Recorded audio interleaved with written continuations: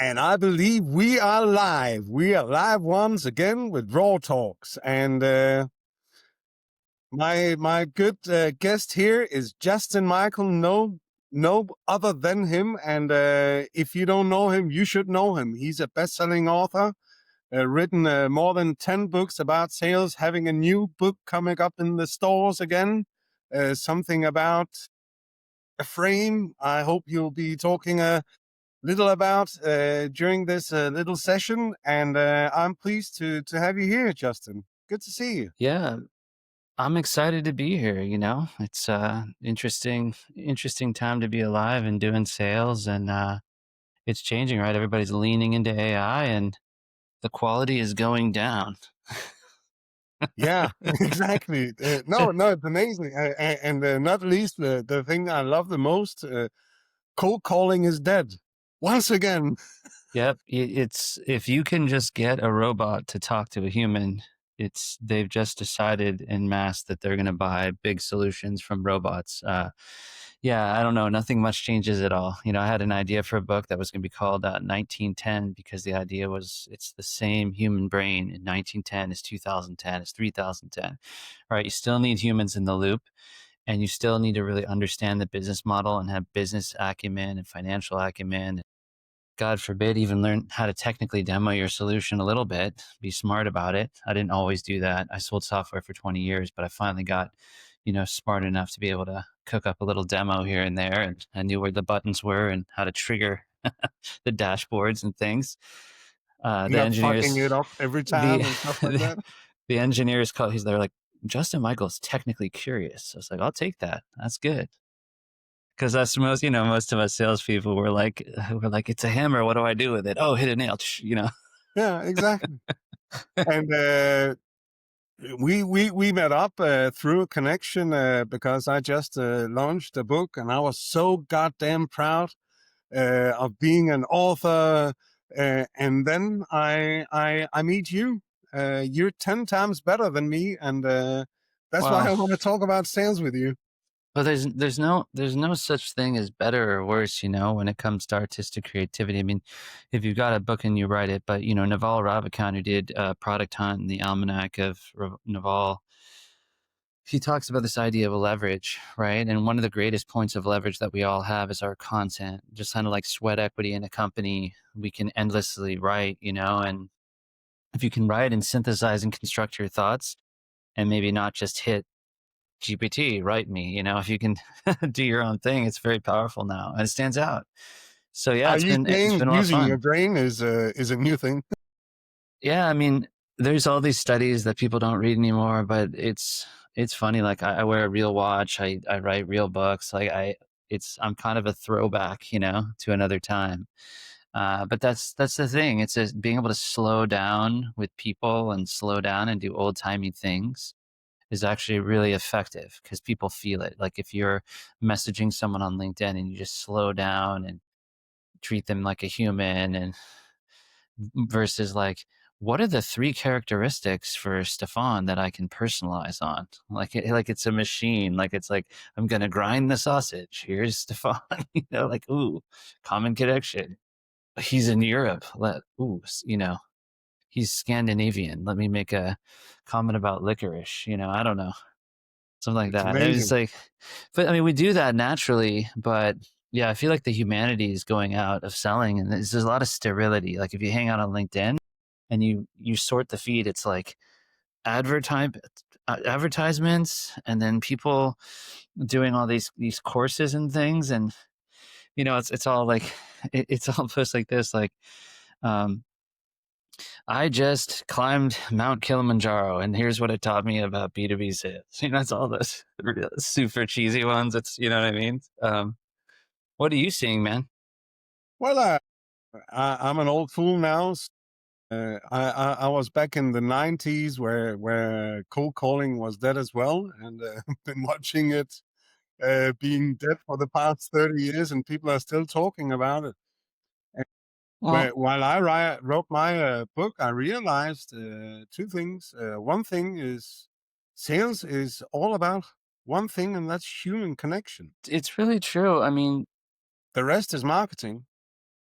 I used to go to a lot of in-person conferences, and I would just bump into people. Like I'd go to Dreamforce, and I remember it was like 9 a.m. in the morning, and I was drinking coffee and sitting there, and like Huey Lewis popped out in a time machine. There's like a DeLorean, and it was actually Huey Lewis, and then Sean Penn was right there. And so if I were like sitting next to you, I wouldn't be like, "Hi, Stefan. Would you like some coaching for your SDRs?" I'd be like, dude, it's Huey Lewis. I just make some weird comment like, ah, Sean Penn. It's like people don't act normal. They go into this weird seller mode. Like when they're on the phone, they have like almost a movie phone voice. They're like, hey, this is a cold call. I'm calling you out of the blue. Did I catch you at a bad time? Can I get 30 seconds? Do you want to roll the dice? Like it's all infomercial, like pickup artists in the 90s. I'm like, Yeah, and you just took 30 seconds of my time already with that intro. yeah, and I mean, they're like, so what do I say at the beginning? Is it like catch out of the blue or you don't know me? I'm like, what if you get to the point or ask them a relevant question? What's the opener? I don't like ask them something they're interested in, like be relevant immediately. This is my opener, and then people are like, I don't know. I just build rapport. Yeah, there's a lot of malpractice out there. There's a lot of techniques from a different era being used. Like I had a client, like I think it's actually really it's comedic in a way and sensational another way. He goes, I've been sending 150,000 emails a month and getting 7 meetings. Okay. Actually, I I had a client meeting like that as well last month. Uh, yeah, shit. Wow. It wasn't a 1,500. It was, I think it was 40,000. And he Yeah, got, something like that. So it's like, they're like, Justin, can you help me scale? I'm like, yeah. I was like, so what are you currently doing? Well, we have 50 email addresses. I was like, whoa, 55, 15, 50. And they've got three per, I mean, they're just, people are going, so imagine that environment, right? You go and you try to do a high quality email and the competitor is sending, 20,000 emails and you're like sending an email. So wow. like what I'm working on with my work right now is ways to humanize selling for sure. But a lot of it is real strategic pattern interrupts. Like, I mean, some of my clients are doing some of the Dale Dupree, Stu Heineck stuff, like sending a cutting board. And I'll give Dale Dupree credit on that one. You say, hey, can I carve out some time? Something like that, writing letters to people. Um, People gave up on InMails weirdly. They don't use them much. They're all kind of like, oh, InMail doesn't work. And they send 5 and then they send, 2,000 emails and like email One works. I'm of like, well, the most top growing startups in Denmark, where I'm from, now I'm in England, but in Denmark, last year was actually a startup who started selling the enablement of you to send actual posts to your potential clients with gifts. yeah, that's like, there's some really good ones. Sendosa, Reach Desk. I mean, doing something the custom. I mean, you started putting, you send that charcuterie cheese board, says Avivson, has the logo Avivson on the cutting board. Really, I had this cutting board keeper. Actually, I had this client, and I tried to show him all these techniques for social media and email and cold calling, and he's like, doesn't work. And I said, well, how many voicemails did you do? How much calling? He's like, oh, I haven't started yet. I said, really? He's like, yeah, check this out. He turns the camera and there's just stacks of cutting boards, like all these cheese boards. And he's like, I've got drop shipping. He's got his package tapes, licking stamps. He's got like distribution. This is all he does is he just sends the cutting board. So, but in a way it's better. You would be better off literally sending things in the mail right now than just Yeah, blasting absolutely. email because it's real noisy. So I guess if you call someone, then everyone's looking for the holy grail. They're like, oh, I got to get the cell phone. I'm going to use these VAs and scrape this and human verify that. And that's really cool. It's expensive to do, but it's kind of funny when I work with teams, they just sit down and they start calling the switchboard and the dial by name directory and people start picking up the phone. And the reason is that in the pandemic, most of those switchboards got routed, right? Because we were all remote. So it's like if you actually All to the dial, Indian continent. well, if you put in extension 362, it forwards you to their cell phone. So, and yeah, I mean, it's also really not strategic to get to like a VP of IT or a CIO and have them call 10 times in a row from multiple different area codes. Like that's probably the worst thing for your brand, where they pick up and they hear a beep. So a lot of the power dialing technology is not designed to create a quality customer experience, even though it works. Like, wow, I'm using a howitzer and Yeah, I'm dialing no tens of wonder. thousands of phone numbers, but then you burn out your total addressable market. So I have this book called Cold Call Algo. It's not actually about AI doing the calling. It's about using AI to help you prioritize, build the list, find the intent, find the messaging, find the point of view. It's just enhancing you like an Iron Man suit. But you actually, when you're in the seat, the core of the book was really just about enterprise cold calling. Because what I'm finding is the overall selling approaches right now that are nouveau and common in the market with Gen Z and millennial, keep in mind 75% of the workforce is under 44 years old. A lot of it's transactional. It's built for like product led growth, like low ticket products where you're trying to close on the first call. And when you're doing that, a lot of that fun, humorous stuff works. Like you call someone up, you're like, hey, you heard my name? You've been hearing my name around? Like this stuff is like, it's weird. It's like pickup stuff, like that book, Cold Calling Sucks. These wrestler guys, they're just sort of these bros and they have like these bro scripts and it's number one. So And I I've wonder seen the another scripts in question. there for a long time. Yeah. Because we probably have different ideas to that. But what is the right sequence to actually get in contact with a decision maker if you run a B2B SaaS or B2B service agency and you want to go out and actually get some real stuff done? Because what I see, everyone is doing everything that they shouldn't be doing. I'm not really sure how this happened.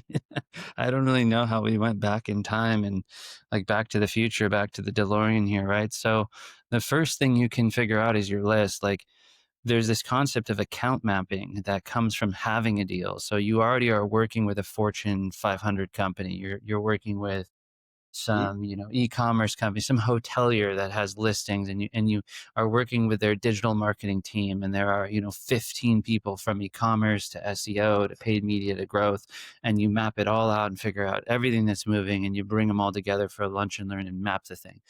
Well, I take that process up the stream, and instead of sitting there for 10 minutes on Stefan's profile figuring out that he likes black sheep or something, I'm going to actually figure out, yeah, I mean, I'm thinking he does. I have a hat, black sheep hat. We got to do this right. Yeah, we got to do this right. We got to rock the black sheep. So the better thing to do is just map your accounts. So pick 20 or 50 accounts and pick 3 to 5 people each and use Sales Navigator and use Zoom Info or Cognism and go in like a sleuth, like a detective, and think about closing the deal in advance and figure out who the right people are versus just blasting lists of marketing directors across all of Europe. You're like, whoa, I found 425 marketing directors. Blast. It's like the account based outbound is something like Lars Nilsson. I can kind of give credit. We had this explosion of ABM, account based marketing, which is like we go after named accounts, not territories or leads. So if you flip around account based marketing, you get account based sales. And then just map the accounts in advance and obviously understand the drivers, like how they make money, save money, reduce risk, satisfy regulation, but also understand the org charts. And then when you go in all at once. And here's why. When you go into an account, even in mid market, if you go to the C level, they'll block you. Hey, don't talk to my team. I got this. If you go too low down and then you go back around to the C level, they get pissed because you went around. So yeah, I think like the multi-threading approaches are really powerful. I don't see a lot of people doing that. What I mainly see is they're just like throwing all these numbers into a power dialer and just like, it's like the Fargo with the wood chipper. They're just like loading into the wood chipper. Yeah, and then hoping to get to speak to some weirdo on the other side. Strategy, man. You got to have an account penetration strategy. Like take an account, like uh, you take a massive account, your dream account, and then you go, okay, imagine the deal's already done and think from the end in mind. Who would be the stakeholders? What would drive them to do it? How are you helping a competitor?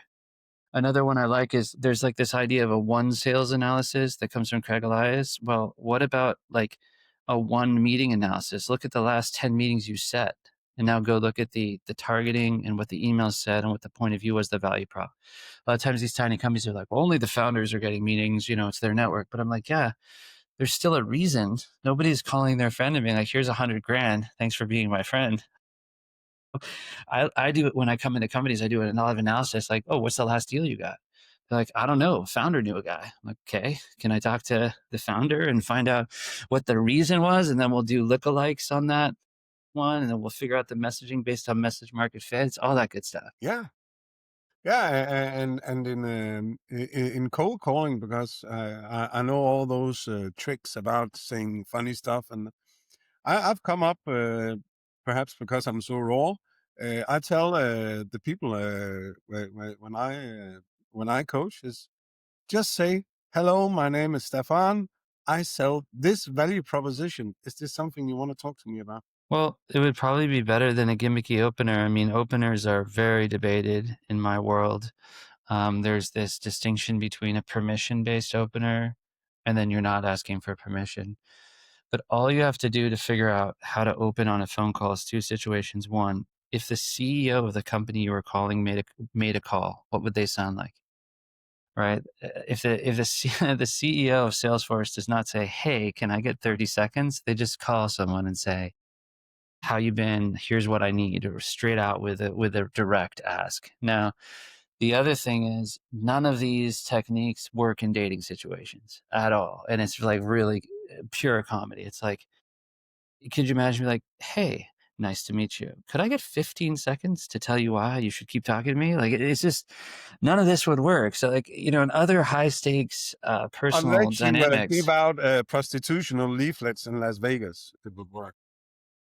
or Amsterdam or somewhere where it's legal, right? But I just I'm doing a lot now with status and frame, and it's not about snobbery or being better than people. It's about raising the frame of yourself, your own self-esteem and your confidence, and talking like a peer with decision makers. So it's like your job is to call people and get their time, or get 6 or 7 figure deals so you can hit $1 million, 3 million, or $5 or $10 million quota per year. The last thing you want to do is treat it like you're the server at a restaurant being like still or sparkling, and being overly polite, and you coming to the call with the social self and people pleasing. Like, these people have no time. You have 5 seconds, 3 seconds to be relevant and to, identify something interesting. And so you better not waste that. And the best thing you can do with people is get them to talk, because they love talking about themselves. So the other problem I see on cold calls is people say, hey, the reason for my call, and then they rattle for 15 seconds this big pitch. And the way I say it is like, hey, Stefan Avivson. Yeah, hey, Stefan, just curious, like, who heads up your fraud analytics over there? Oh, what do you mean? Like, well, for your traffic for your mobile app, like, how are you preventing fraud? Is that you? No, that's Kurt.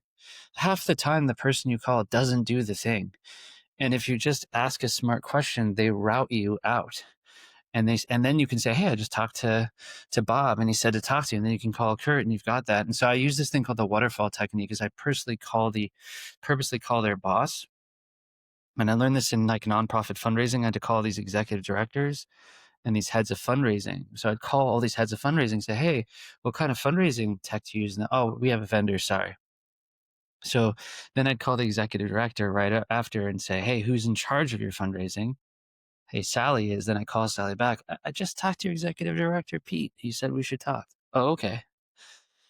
So you call above the target and get delegated down. That works with email too.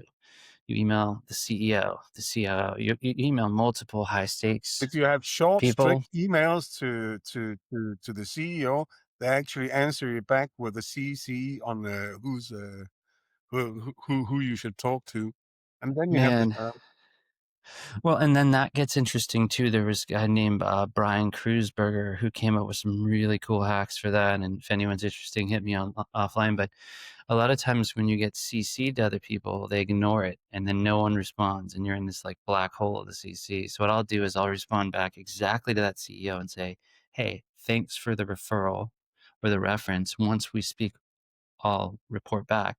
Then I'll take the email and I'll forward it to that person again, and I'll change the forward the forward colon, and make RE colon as my subject line. And it shows the CEO saying talk to Bill, and then above it I'll say, hey Bill, John, your CEO, said we should talk. And then he sees that I'm not lying. The other place this works is on LinkedIn. You send someone a message on LinkedIn. They're like, hey, I'm not the right person. Talk to Susie. I take a screenshot to prove that I got the recommendation. And then I email Susie with that. And I learned this one at LinkedIn. I don't really know who did it. Some rep did it. But the problem is a lot of salespeople lie. Like they call a CEO and the CEO is like, hey, talk to Tim. And then they call Tim and they're like, the CEO said we should talk. And they slack the CEO. And the CEO is like, I don't know who the heck that is, you know? So being transparent about how you get referred around organizations is key because you can get burned. The minute you start, using Be honest. subterfuge or manipulation, exactly, it won't work. Let's go back to the frame because that is quite interesting. Yeah.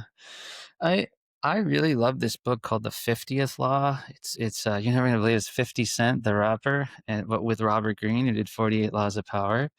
So like myself and a colleague and client, this guy Johnny Staker, we wrote this manuscript where the whole concept is it almost should be called pre-frame. It's like it's the tonality of how you show up. So the Indeed. minute you show up to a board meeting, it's like, Justin looks nervous versus he looks very calm and stable. The impact of how you carry yourself onto the call, the tone, the posture, the vibe in any high stakes situation, because it is kind of make or break. Like you're on that call to do pricing and to talk through the logistics. And if you position it wrong or negotiate it wrong, there's hundreds of thousands of dollars on the table. But a lot of your ability to do that isn't the mechanics or tactics you're using. It's really how you carry yourself. So how would you get yourself into the highest state, raise your frame to the level of a peer in Here's all a sorts little of trick. Here's situations? a little Yeah. trick. What you do, you go out on in the toilet and you do this. Power posing. Yeah. The power pose is really good. I didn't cover that one, Stefan. That one we didn't get, but there's a lot of historical examples and it breaks down military strategy, seduction, dating, high stakes negotiation, fundraising. There's a ton of crazy stories in there. There's little vignettes and a lot of maxims and A laws. lot And of words imagine, for the word manipulation. well, it's interesting because studying figures like Niccolo Machiavelli and the Prince and the Medici's is interesting time period.